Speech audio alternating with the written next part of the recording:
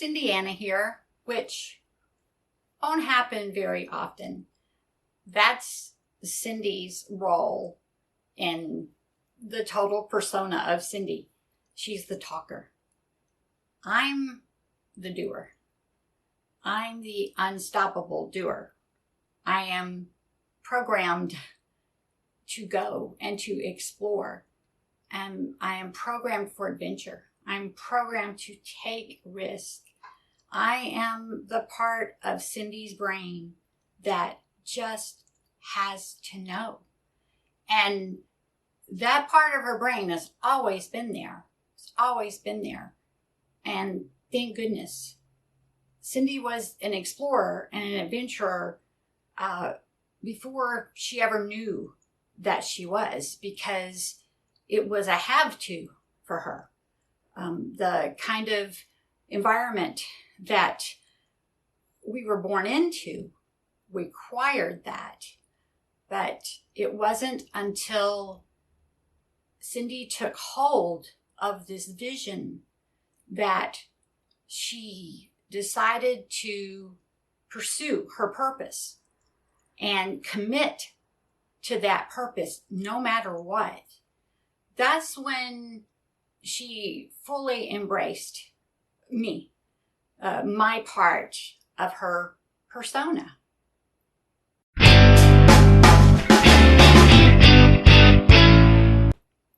You will find that each of Cindy's personas is more comfortable talking about the other persona. We don't like talking about ourselves, and that's actually listed on some list as an Asperger's kind of a common Asperger's symptom, or whatever you would call it. But it's always been about others, which people that relate to that focus know that that's a common trait in a lot of people. They think of others first.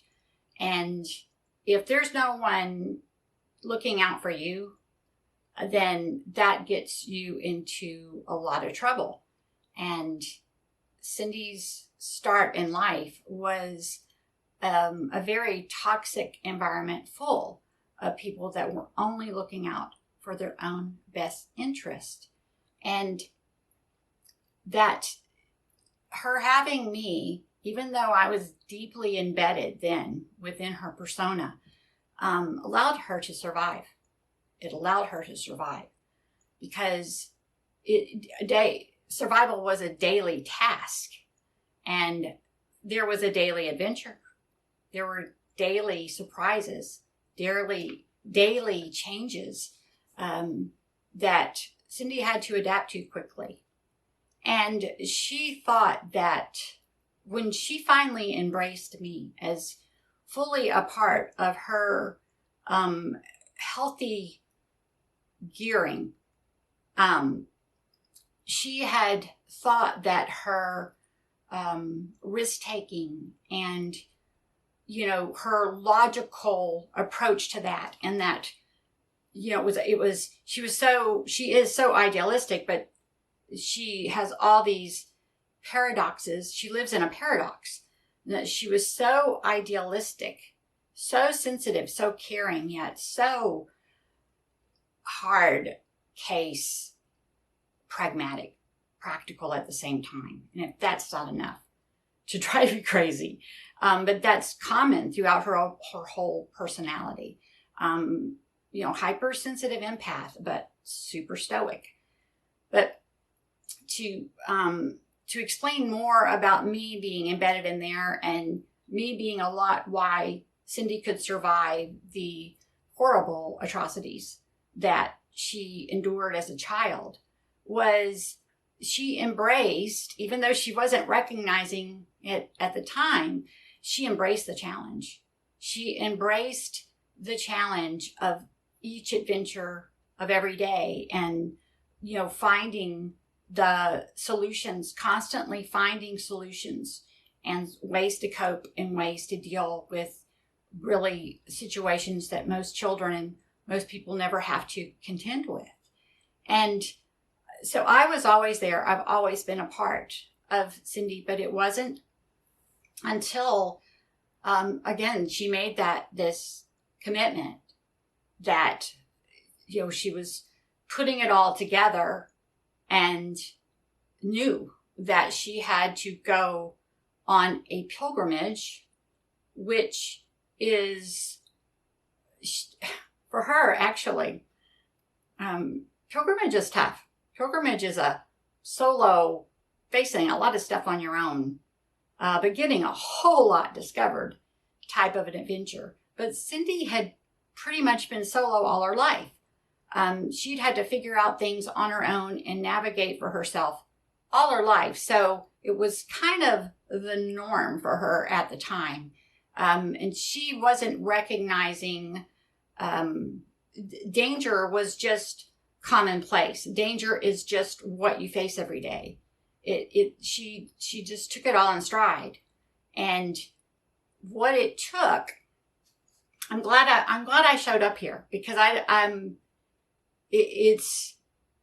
these are things Cindy has been so trying to process and sort so that she can explain to others and help them really understand what it took for her to get to the place that she is now. And I'm talking, well, I don't want to get, I'll let her talk more about that. But not understanding the danger and then stepping into it wholeheartedly. We have to understand danger. We have to recognize what is dangerous and what is not. And Cindy's meter was off with that. So it's like Cindy had to go through even more, or I don't want to say worse, but it was actually, she had to go through her childhood again. She had to go through her childhood again and learn to recognize evil. And Cindy is so authentically geared Pollyanna, which again, she thought that was dysfunction. She thought her Pollyanna was dysfunction. She thought that her CinDiana was dysfunction. She thought that her ease to take risks and push through and be bold and step out into things, she thought that was a part of her dysfunction, where she convinced herself she had low self-esteem, because people who come from where she comes from, especially young girls, normally that's how you defined the issues that they're having, with their low self-esteem. And it wasn't Cindy's low self-esteem, but that's what she thought. She was brave because she had something to prove to herself and prove to everyone else. And later, through our explorations and going on, this quest, she discovered that no, that is a part of her. She is an explorer. She is an adventurer. And that's allowed my part of her persona to expand and grow and take us on even more, I want to say, more courageous adventures, and acquire more levels of advancement. There was so many things that Cindy will talk about. She's described with Asperger syndrome. That's a brain disorder. And, that's helped a lot. Finally getting that defined after, decades and decades of trying to manage these paradox balances in her brain. And even Cindy's paradox of being this truly authentic, free-spirited, loving, kind, sensitive Pollyanna. She'll talk more about her Pollyanna persona.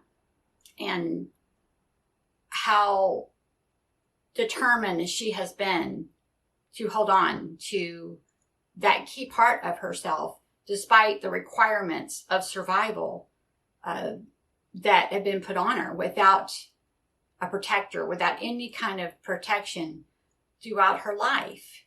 And there was a time she thought the Pollyanna in her was stemmed out of dysfunction, because she thought, I must be conditioned this way because I have to see the good.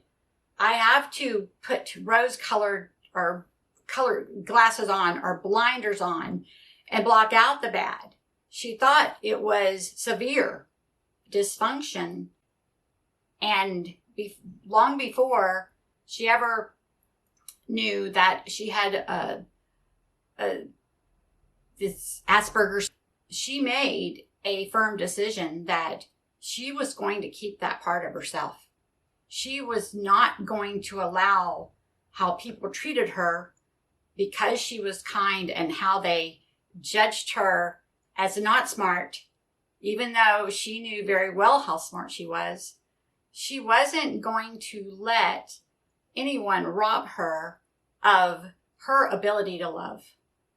And it's demonstrated through everything that she's done, and it's not been recognized by a lot of the people that she did it for. And that doesn't matter. That doesn't matter.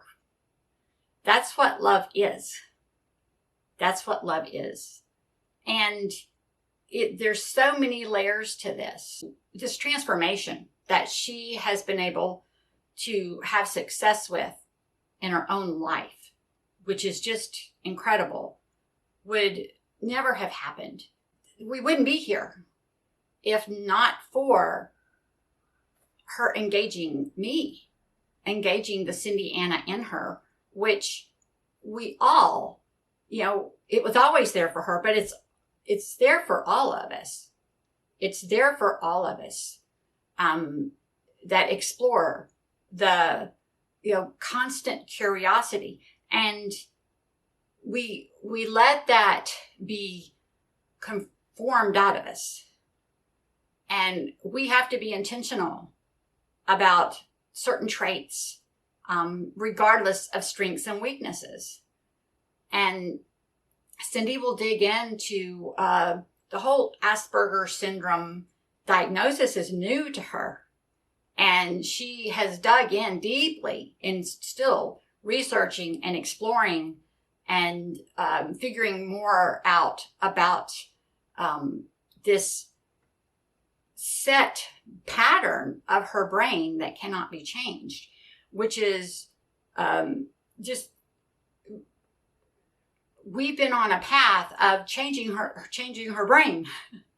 And again, thinking all this conditioning, this dysfunction, and these, not having any kind of wise guidance as a child, and just not, she had to go relearn it all and then recondition herself to line up with that so that she could do better and be the person she wanted to be, who she was meant to be, who she truly was, and improve her weaknesses and rein in some of her strengths, which is the case for some of us. And we all of us have a polar opposite to our strength. It's just hers were magnified. They're magnified. So we all have that in us. And that's what is motivating Cindy, is now that that has been her quest, is what do I have? What is it I have that allows me to overcome? I keep overcoming. How am I doing this? And Cindy recognized this at a very early age and wanted to get it figured out. And it's like whatever it was, she wanted to pass it on because she saw so many people that weren't able to overcome, that were settling or giving in. And again, Cindy will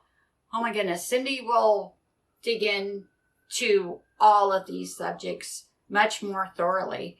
I want to get back out there. I'm excited about this next expedition, this next leg of the social expedition, the social experiment that we've been on for like 25 years now. And again, Cindy's whole life has been an expedition, but when she got purposeful and let me come out more so. And I have pretty much, she didn't just let me come out, she's let me dominate. I've dominated. Her full-blown curiosity, that is the compass of our life. And that's what steers me. I have to know, and I have to go and test it.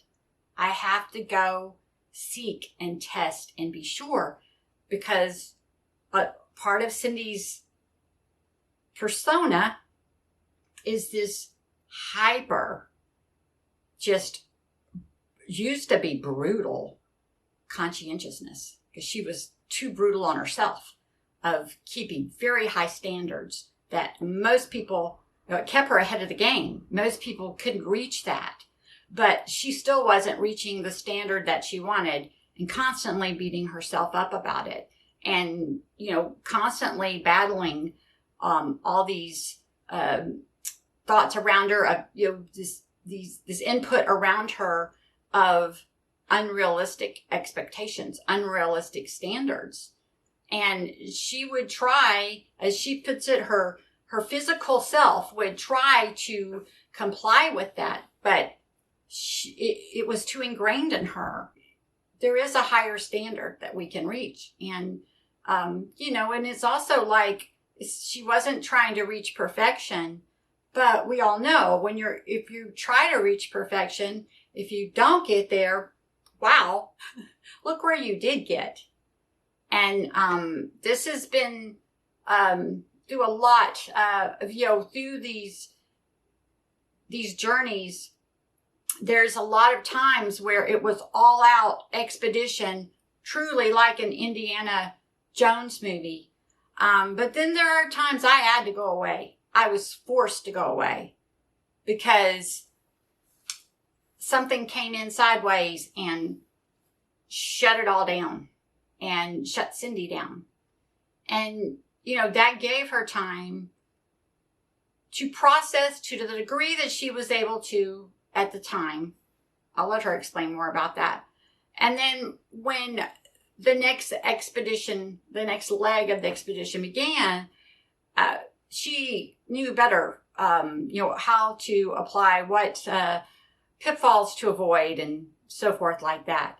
And we've gone through that cycle many, many times, but each time it's harder for Cindy to put me away. We're addicted to knowing, to learning, to knowledge. We want to know. And Cindy will talk more too of, it's stronger in her part of the persona that she is obsessed with helping others to know. And that's the only way that you can commit to this kind of testing, to this kind of extensive commitment to getting something figured out. She got it figured out for herself a long time ago. And on this path, and the further exploration has come from trying to figure out how to deliver it to others. And Cindy's an implementer. She likes to talk, but she'll share with you with Asperger syndrome, she is totally visual. She's not good with verbal communication. We struggle there. It's we have short-term memory problems and ADHD and things like that. But when it comes to seeing a way to get something done and then implementing it, Cindy's very strong at that. But she's always had to do that by herself. And this now, it's bigger than us. It's bigger than us. And I'm going to be out there. I'm still focused on, okay, we've got to get this figured out. The treasure is still out there. We've found a lot of the key clues along the way that have led us to the next trail and so forth. Lots of treasure already within those. But there's no treasure if you can't share it. I mean, there's nothing, there's nothing of value if you can't share it. And she's kind of stopped from implementing, and this has been hard for her too. She wanted to reestablish the last thing we had built and get out there and do it even better with me in the lead, exploring and finding those paths and getting it done. And this time we just know, and I'll let Cindy talk more about that we got to go about it differently this time. We got to go about it differently. And it's almost like it would be dishonest. It would be against our moral code to go forward, even though we know it would be successful and more easily successful than ever. Based on the evolution and all the factors and so forth that go into that. It's a proven concept, but it's just unconscionable for us to think about going and doing it just because we can and just because we know we can do it better, because we're not guided by becoming prosperous. We're not guided by money. And that can get you in trouble as well. But Cindy will share a story that when you hear more about Cindy's story, and how she's kept our compass correctly aimed at the right things, at the right purpose, at the right goals, and gotten tripped up by money before, but not for long, because that doesn't ultimately get you to your most amazing destiny. It doesn't get you really to any kind of destiny if you're led by money. And that's confusing. It's very confusing because we all know we got to have money. And more than ever, that temptation to override our brains is there because of,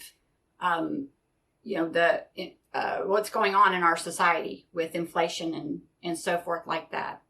But that's why it's important that Cindy gets her story out there. And that's why I don't mind showing up here and helping how I can to help her to get this message out and help others have that compass in them that helps them to overcome and navigate through the different pitfalls, the landmines and so forth, and dodge the constant danger.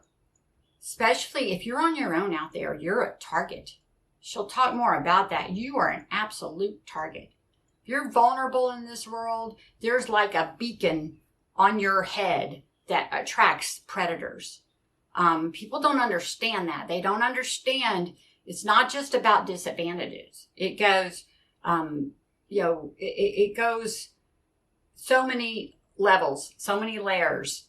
And Cindy and I, and you'll meet CinDiana and other personas of Cindy that it took to go and endure and travel through each one of those layers to get to this ultimate place of knowing. And that's what CinDiana knows. I know because with Cindy's hyper conscientiousness, we wouldn't be able to share it if we couldn't back it up.